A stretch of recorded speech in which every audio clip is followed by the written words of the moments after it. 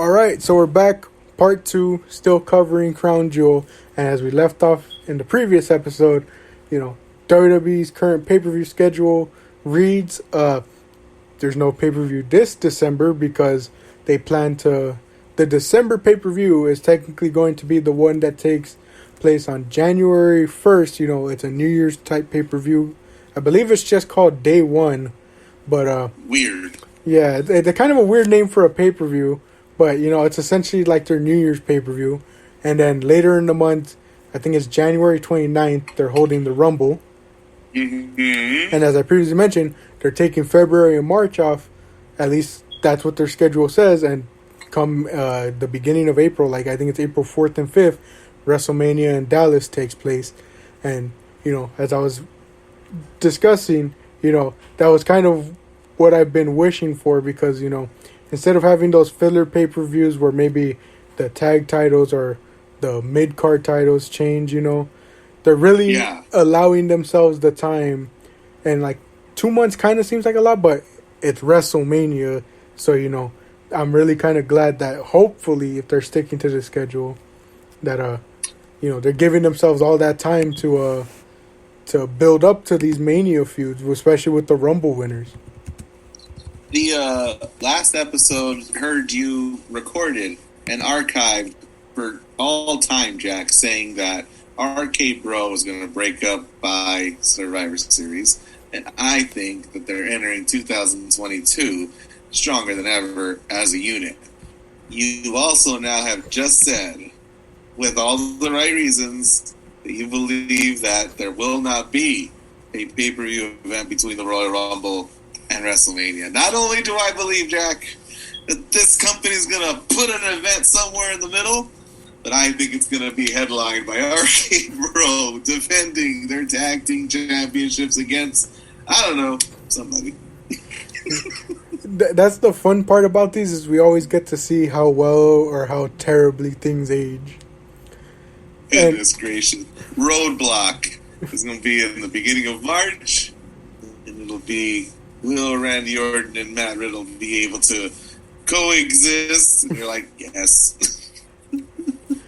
Yeah, and, they've been essentially sparking a lot of interest as they have a lot of, there's a couple pay-per-views here that are taking place on a Saturday. I've got it up now. Yes, you're right. So, WrestleMania's first night. Yeah, the Rumble and Money Day 1. Bank. Yeah, Money in the Bank. Money in the Bank is happening on 4th of July weekend. Wow, that's wild. Yeah, I just noticed that too. And then unnamed pay-per-view in September. Yeah, and that obviously got a lot of fans talking because they were like, oh, they're trying to compete with All Out. Oh, are they? Oh, my. Yeah, that first weekend of September. Yeah, and the other interesting thing that I also found more interesting because it was there was discussions of a UK pay-per-view. Everyone was thinking SummerSlam, but right here, SummerSlam's apparently taking place in Nashville. Mm-hmm. And apparently Rhode Island's getting a pay-per-view in May. Really interesting dates. I don't think I've ever seen, for the most part, unless it was a Raw or Smackdown. I don't remember the last time they've been to a place in Rhode Island, especially for a pay-per-view. And Nashville is really interesting too. Dunkin' Donuts Center sounds familiar because of how absurd it sounds. And it gets me, I know I've heard it before, so I know they've been. But Dunkin' Donuts Center makes me think, oh, it's so gross and it's so corporate, but all of them are. And I don't know why Staples Center just hits my ear better, or the AT&T Stadium. I don't know, something about Dunkin' Donuts, and there's one more, I can't remember what it is, but when I heard it was Little Caesar something. I'm like, this shouldn't be allowed. Yeah, but so they got an interesting pay-per-view schedule heading into, and what are your predictions? What are your predictions as to what 2 pay-per-views in this year that Goldberg appears at? Oh my, Goldberg in 2022. Let's see. He'll do WrestleMania, I think, one of the nights, and then I'm gonna put him in I want to put him in the Money in the Bank in Las Vegas. Goldberg for Money in the Bank. Yep. It'll be the Hangman Page Joker card reveal. Like they'll say that a mystery opponent's going to enter mid match, and we hear that music, and everybody's heart's going to sink in and out of the ring. Everybody's reaction is going to be sincere. Bobby Lashley will be standing in the middle, maybe like halfway up the ladder, and he'll have that look like, no.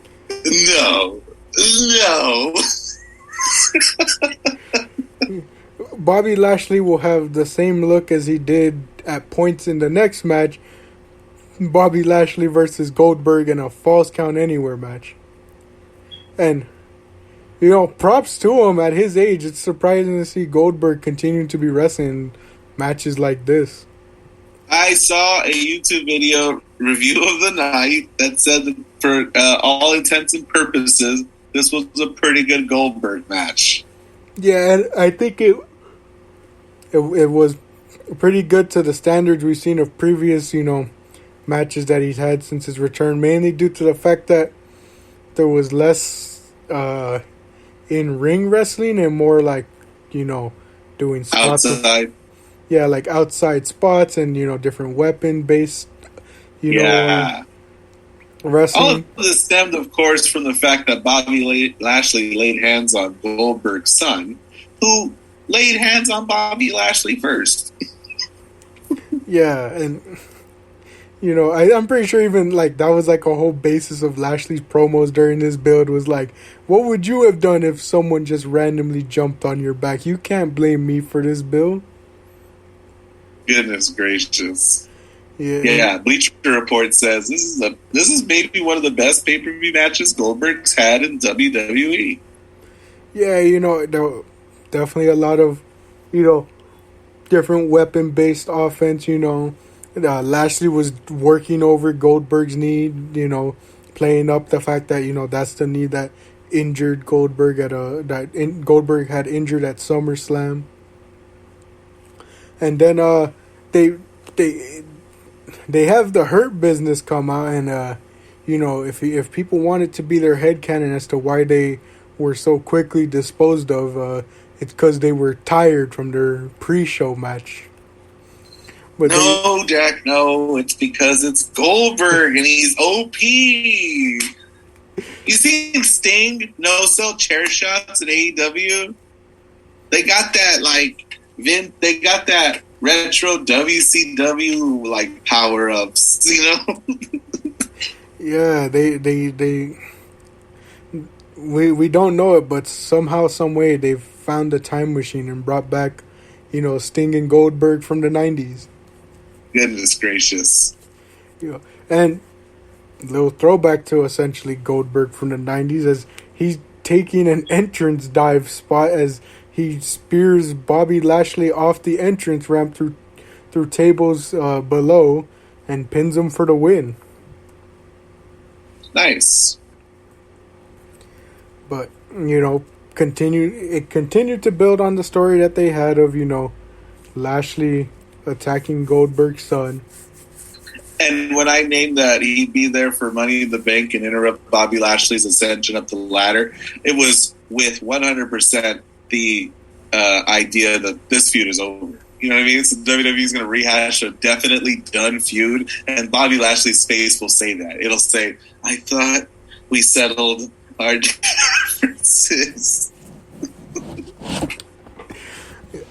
But, as we mentioned, as other places have been mentioning, probably Goldberg's best work since his return. Not that high of a bar, though, but, still pretty good. No, but, kudos to the agents who, worked around his weaknesses and made him look strong. Yeah. You gotta pretend like age and numbers don't exist. Yeah, and, this is kind of, tying into the part where it's just kind of confusing to think where Lashley and the Hurt Business go from here. You would have thought maybe going to Smackdown would be a clean slate for Lashley because, what's kind of left for him to do on Raw, I mean, he's already won the U.S. title earlier or last year and carried it into this year. He won the WWE title. Sure, he can remain a contender here on Raw, but I don't know if Raw necessarily needed him, other than, of course, needing the Hurt Business as a tag team to help out their tag division. Is Bobby Lashley going to SmackDown? No, him and the Hurt Business are remaining on Raw. Remaining on Raw. Mm. Yeah, and it's interesting because it almost seemed like they were kind of, if there was anyone from Raw like that was looking to switch brands, it almost seemed like they were specifically building up him and McIntyre to move over to SmackDown simply to, continue to help Roman, stretch out his reign. Right. And as I'll get into, hopefully we have enough time that I can get into this with more detail. But like, you really looking at it now, I don't know what the current plans are, but looking at the rosters post draft, it almost seems like it really does seem like our concerns are getting enforced rather than reassured, in the sense that now it almost looks even less like Roman has enough opponents to stretch his reign out. I know what you mean. But the next match, King of the Ring finals between Finn Balor and Xavier Woods. And like Doudrop and Zelina Vega, two guys I couldn't be happier for if either one win. This is exciting. We're not dealing with Drew versus somebody ad nauseum, right? This is exciting. But Jack, are either of these guys competitors that you pegged to be in the finals for this tournament? I definitely thought Woods was going to the finals because, this has almost seemed like something that's just been building for years because of how vocal Woods has been about bringing back King of the Ring and wanting to win King of the Ring. Mm. And then on the other side of things, I think I also predicted Balor, especially when Zayn won, because I knew Zayn wasn't coming out to Saudi, so I was like, yeah, Balor's definitely the pick on this side. It's like, it's kind of similar to this tournament was kind of more similar to how I feel right now about AEW's world title eliminator tournament that they're having, where it's like, it just seems so obvious on like who's making it to each side, Mm. Like I knew for sure. Like, who do you think's gonna be in the finals for the AEW tournament?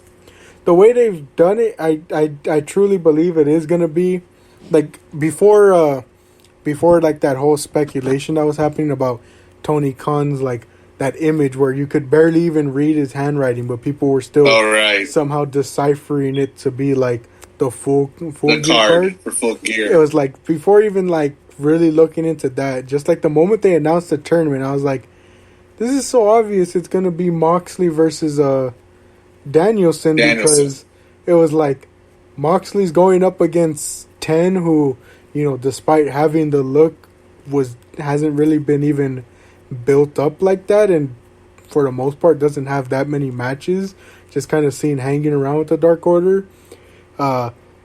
Hobbs and Cassidy, I mean Cassidy had the opportunity at Double or Nothing, and I don't think they're going full in with Hobbs yet, so I was like, yeah, I've kind of expected, even if whoever won that one, which I know Cassidy later wins, it's like they were more than likely losing to Mox. Archer and Kingston could have gone either way, but as we saw, hopefully Archer recovers well, as we saw that horrific, spot that he had landed like... It wasn't horrific. It was scary. Like, it could have been worse, but it spooked me. It's not horrific. Lance Archer is a 7-foot tall man who went for a moonsault that he never should have gone for. Yeah, but, Kingston moved on there, and then to me it was obvious Bryan Danielson was winning because, this will be my one criticism towards that tournament in comparison to these tournaments, the King of the Ring and Queen's Crown, they didn't really throw in a lot of either newer guys to build up through this tournament, and they threw in like some odd choices, as I mentioned. Like, I was fine with Hobbs making it because that's even if he loses like early on or in one of the semifinals, he's getting that highlight as a young guy. But I was just really confused to see 10 thrown in, mainly because, like as I mentioned, there wasn't much building up for him. And I don't mean this in a negative way, but I wasn't really too happy to see Dustin Rhodes getting put in this tournament. Yeah. Because, it's like, there's better options in a sense. Like, instead of doing Pac Andrade 2 on Rampage, they could have had it be in this tournament. No, Jack. No, you can't have Andrade in the first round because this is what happens. In an alternate universe, Jack is going, I can't believe Andrade lost in the first round to Daniel Bryan. Dustin Rhodes served his role well as somebody who is going to get knocked out first. Who are you going to knock out first, Jack? A Dustin Rhodes level person. True. Why? Because QT Marshall is nursing his Big Show wound still. Yeah, but so, kind of similar to that, I felt the King of the Ring finals were, at least to me, it's like I knew for sure who was making it from each side. Right on. You know what? But I honestly, when I saw the brackets, thought Ricochet was going to, maybe this is going to be them making Ricochet something, because, he used to sport a crown in the Indies. Yeah. It was Prince Puma for a while, so he's got a royal lineage in his wrestling history. I thought this would be a neat way of like getting that to him in a storyline way, but nope, he was really Dustin Rhodes. What is he? And now that you bring that up, it's like obviously I don't think they can do Prince Puma because like other like promotions may have that like copyrighted, or maybe just personally, if he has the rights to it, Ricochet doesn't want WWE to end up copyrighting it. But hey, right. To get around that, as you were mentioning, they could have easily just renamed it King Puma or something like that. Sure. Yeah, to get around it. But Ricochet's heading over to Smackdown, hopefully for a fresh start. Mm-hmm. And as we've seen from SmackDown, there's been a lot of resurgences from certain talents, so here's to hoping he's one of them. Here's to hoping. And, to finish it off, Xavier Woods, they did an excellent like finish where they played with fans' emotions, where he went for his elbow drop and then Balor countered it, and then Balor goes for the coup de grace, and you're thinking, oh, this is the finish. I guess Woods, just made it to the finals, but they're going with Balor. But then Woods counters that, and then finally hits that rope walk elbow, and this time it's yeah. So cool.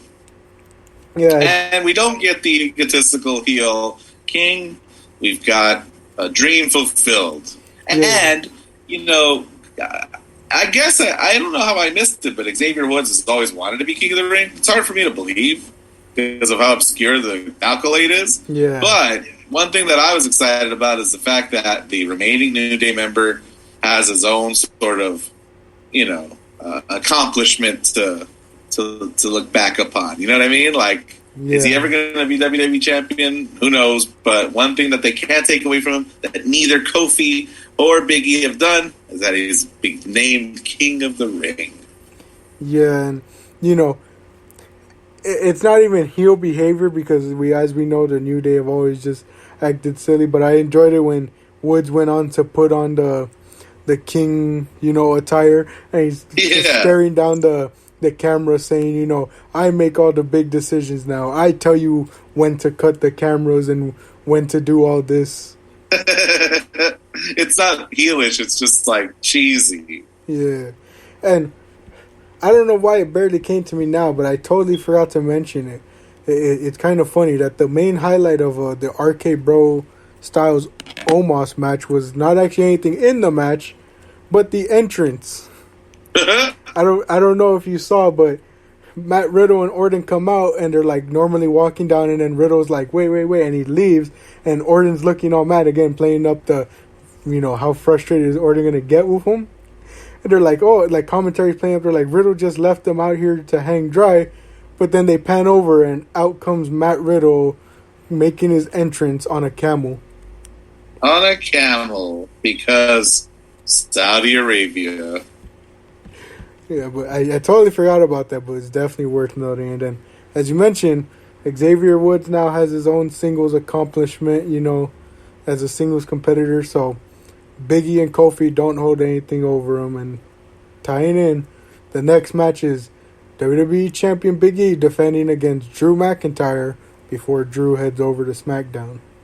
Mm-hmm. And right after you said WWE doesn't do a lot of faces versus faces, we got ourselves a face versus face.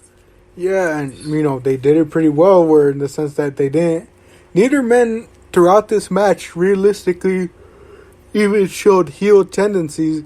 It was pure babyface versus pure babyface, and just the two of them going out and testing their strength against one another while also showing respect to one another throughout the match. And Drew McIntyre busting out a Michinoku driver just because reasons.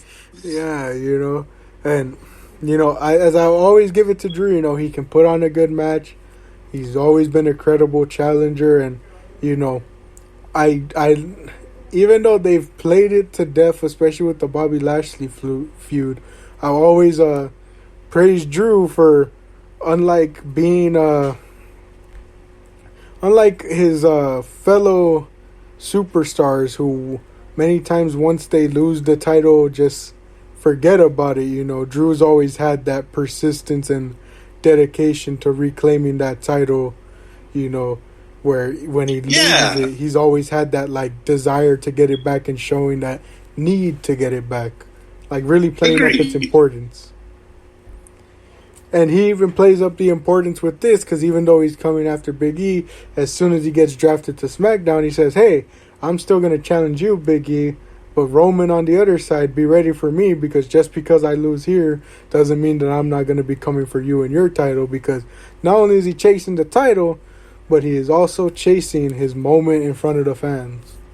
That's right. The big win in front of a live audience. Yeah, and, I'll finish up here real quick. It takes a second big ending in order for Biggie to put away Drew, and I totally forgot. I'm trying to think back. I don't know if Lashley ever kicked out of it, but Biggie kicks out of a Claymore, which has, for the most part, been one of the main protected moves. It's always been ever since Drew kind of got this main event push, it was other than Goldberg back at the Rumble, when he hit that Claymore, the match was usually done for. Yeah, I hear you. And I think maybe Lashley did. You know what he probably did? He probably rolled out of the ring. Yeah.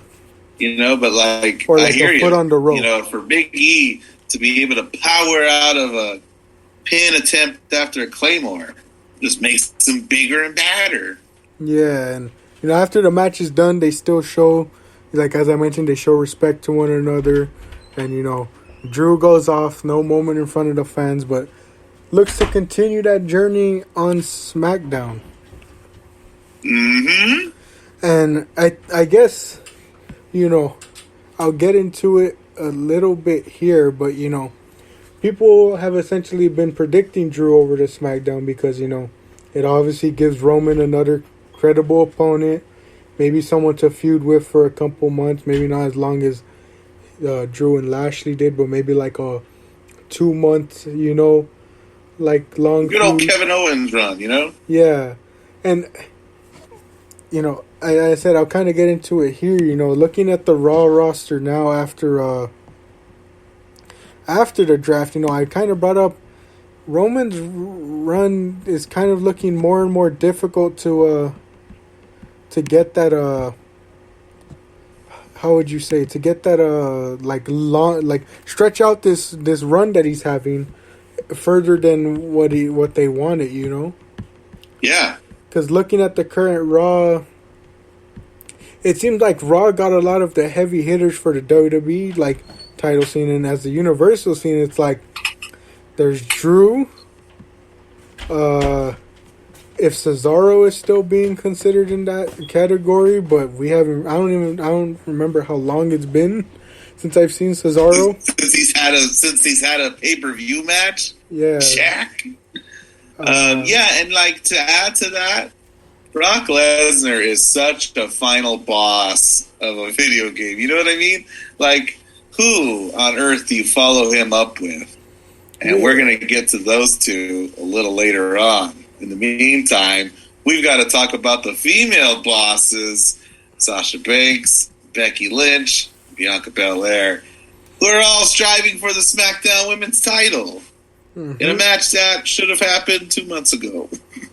Yeah, and even more awkward being that SmackDown Women's Champion Becky Lynch got drafted to Raw. And so, you know, you think maybe she drops it here to Sasha Banks because, you know, Sasha's actually going to be on SmackDown, whereas her and Belair are going to be on Raw. And, you know, it was almost...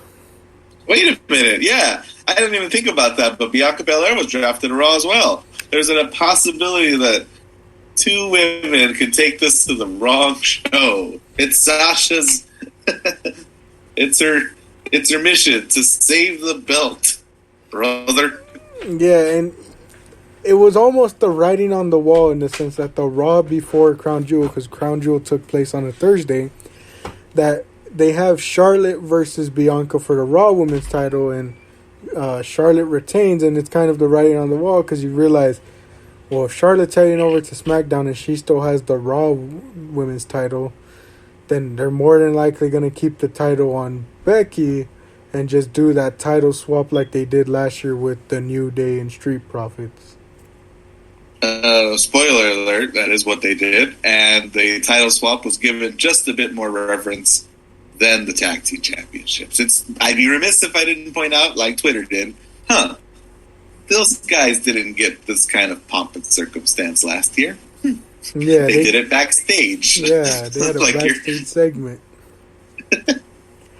And, you know, it has to be acknowledged, you know, that segment apparently, like, went off the wall, you know. And like, Charlotte was the main one that didn't want it to happen. Like, she wanted to drop the title to Belair, you know, on that Raw episode. Because it just would have made it, because, like, you think about it, it's like, if she does that and Becky drops the title here to Banks, you finally do that rematch at Survivor Series between these two women that was supposed to happen at SummerSlam. And for a different belt, right? Yeah. Right. And it's but yeah, Vince has got a Vince. I don't know who to blame. Yeah, and so... Jack, was the match good? It actually really was, you know, to be expected when you have these three women in the ring. Belair gets another, like, show of strength in a sense, even though, you know, Banks is pretty light, but you know, I won't show discredit to it. It is actually a pretty good show of strength that she holds Banks above her head with one arm at one point with a press. Oh, yeah. And, you know, something that you said in the last episode about women in the WWE getting a lot of firsts, being able to celebrate a lot of firsts, right? The hope is that WWE is consistent with these match types and the storytelling. So I just wanted to kind of take a moment to celebrate the fact that this really incredible triple threat women's championship match happened in Saudi Arabia. You know what I mean? Yeah. But a couple of years ago, they didn't have a women's match. So they kind of had that one. And, you know, we've got to this point here where they're able to go out there and lift one another with one arm, you know? Yeah. Be lauded and celebrated for their physical efforts. Yeah, and really good match. Honestly, like there was they really played up that triple threat aspect of, you know, each woman trying to get the pin, doing all these different counters. Like there were so many moments of Belair trying to hit the KOD, there was many moments of Sasha trying to lock in the bank statement, Lynch trying to lock in the disarmor or hit the manhandle slam. They just say it. Yeah, and it's funny enough because as Mr. Solis knows, as I tagged him in the post, Becky admitted that she got permission from The Rock to use the move, and it just makes my name of Bootleg Rock Bottom even more appropriate. Bootleg to I'm trying to think of a clever way of involving the word bootleg into a rock themed quote or saying. But, they really played up this whole aspect of just like the wildness of a triple threat, and the finish somewhat makes sense, but it ties into my, again, it feels like I keep referencing this match a lot, but it ties into my my little nitpicks of the Lucha Bros versus Young Bucks, in that they didn't really play up I'm kind of glad they didn't play it up, because how many times have we had like triple threats and like they constantly are just like, it's no DQ, no countouts, all that, but like they didn't like really play it up. Like there wasn't any weapon spots or like any moments where something that could have been a DQ wasn't, which I'm kind of glad, because like I said, they let them just go out and have a match without all this extra stuff. But it almost in a sense was kind of needed this time, at least in my opinion, because the finish is that Belair gets thrown out and Banks gets pinned by Lynch, who uses the ropes to her advantage, and they're like, oh, well, since it's a triple threat, it's no disqualification that's legal to use, which, cool in a sense, like that's I guess it was kind of a creative way to finish it. Especially, Yeah. You know what? Like, really continue to build up Becky as a heel, Yeah, and it's relatively easier to do with each passing week. But yeah, something underhanded like that is not becoming of the man. Or is it? Yeah, and it really played up that, like, fast-paced aspect of it all, where, like, things were, like, blink and you miss it. Follow. Just like the Dodgers letting those 9 pitches fly by them in the last game, the last inning. They were just staring, Jack. They weren't swinging or nothing. They were just like, oh, that just happened. Yeah. I'm stuck in such a precarious situation with the World Series because, there's the Astros, who the entire baseball world hates and no one wants to see them win. I was just about to say, Jack, this ain't no predicament. Well, no, I'm still going to go for them because I don't want the Astros to win, but the predicament for me is I'm a Philly fan, and so it hurts to see the Braves make the World Series when they're the one team that keeps my team out the playoffs each and every year. I got you. But as I told Oscar, I was like, no, I'm still going for the Braves. As much as they keep my team from making it, there's not a city in the world other than maybe Houston themselves that wants to see the Astros win. The Astros win. I saw a map on Instagram. It was the recent the World Series fan base, and it was entirely Braves. There was a tiny, tiny orange bit of Houston in Houston. Yeah, and I'm not even too sure a lot of the people of Houston want the Astros to win after what happened, but goodness. How much time we got? 11 minutes for the final Plenty match. of time to talk about our main event of the evening. It's the Beast, Brock Lesnar, talking for himself, wearing flannel, man bun, and going up against the head of the table, Roman Reigns, and challenging for the Universal Championship. And with Paul Heyman's help. Yeah, and the whole story here is kind of, again, playing up the aspect of essentially whose side is Heyman on. Or, sorry, what side is Heyman on?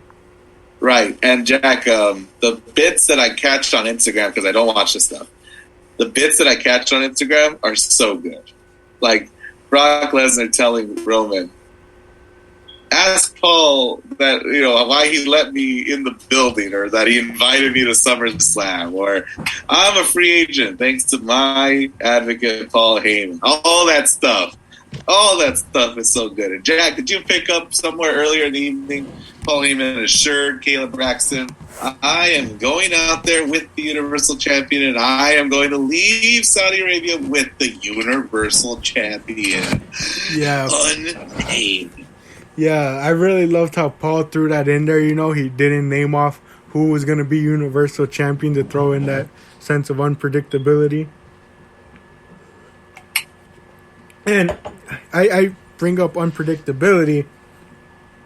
I don't know too much if that can be used for this match because, as you mentioned, Brock Lesnar is considered essentially a final boss at times. And, you would think, well, if Roman's going to lose to someone, might as well be, Brock who's credible. But, it's almost seemed like the whole buildup of Roman's, reign has been, whatever young competitor beats him is going to get a huge push off of it, is going to get a huge, they're basically going to get a lot. I know what you mean. Yeah. We don't waste this thing we've built with Roman on an established star like Brock Lesnar. Yeah, so, there was that, slight bit that was well, yeah, maybe Brock could actually win here, but for the most part, it was Brock's here to get this big money match with Roman, kind of fill in that void until some Survivor Series, and then we see what happens afterwards. And, it's just kind of been tough to get more into this Roman Reigns title reign. Bless you. Thank you. Because it's it seems like there's too many moments like this Brock Lesnar match where you're kind of just left thinking, they're not really going to win, no one thought Cena was going to win for the most part. Even, I will say, even though it happened on a lot of people consider filler pay-per-view, at least with Cesaro, there was maybe a chance, it was right. It was a wide margin of it won't happen, but people still kind of believed, hey.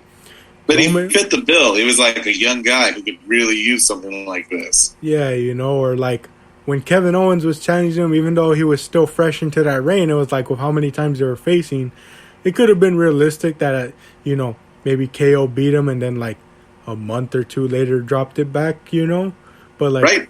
Could have happened, but this, and I mean, even Balor, it was people were hey, he's coming fresh off of NXT, he could do it.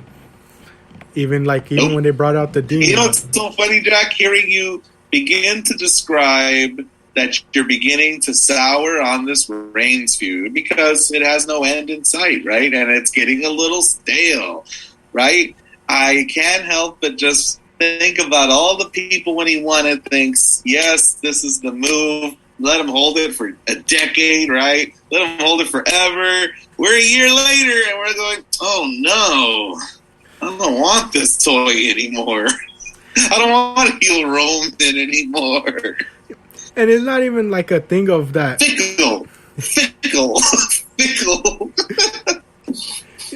I mean, to me, it's not even just a thing of that, but it's I don't mind the way this reign has been booked. I've definitely enjoyed it for the most part. I've enjoyed a lot of the matches.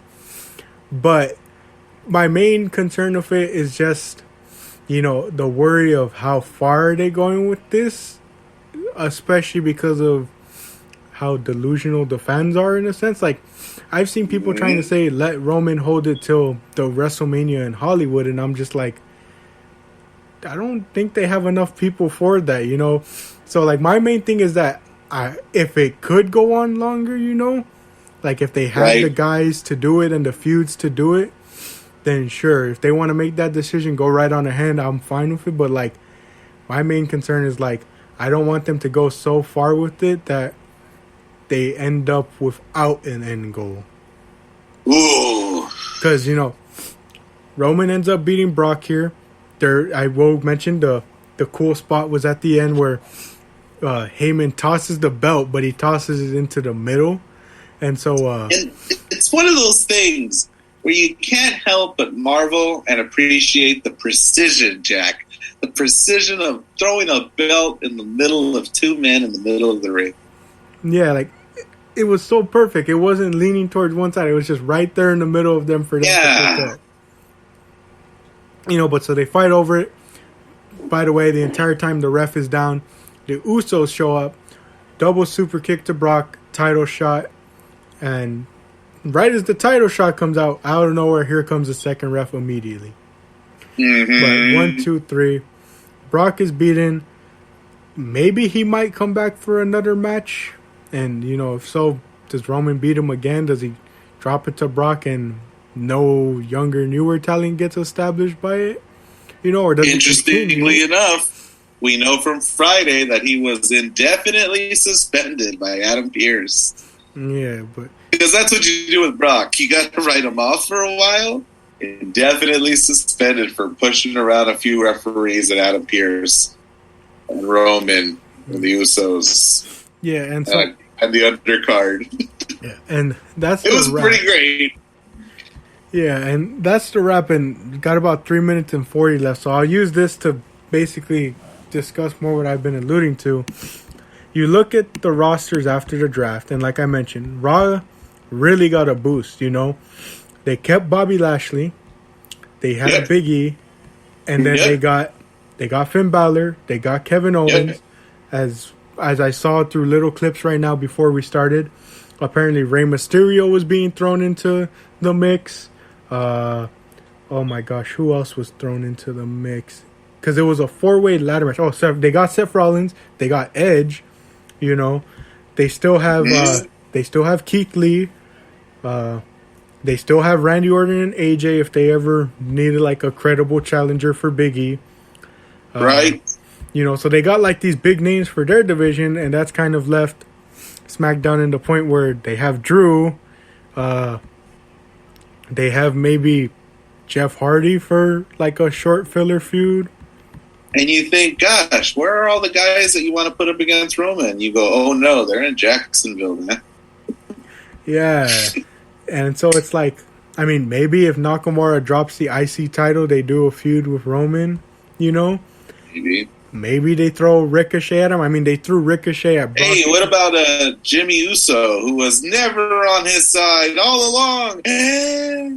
Yeah, I saw someone interesting enough say that what if Jimmy was the one that brought in Brock?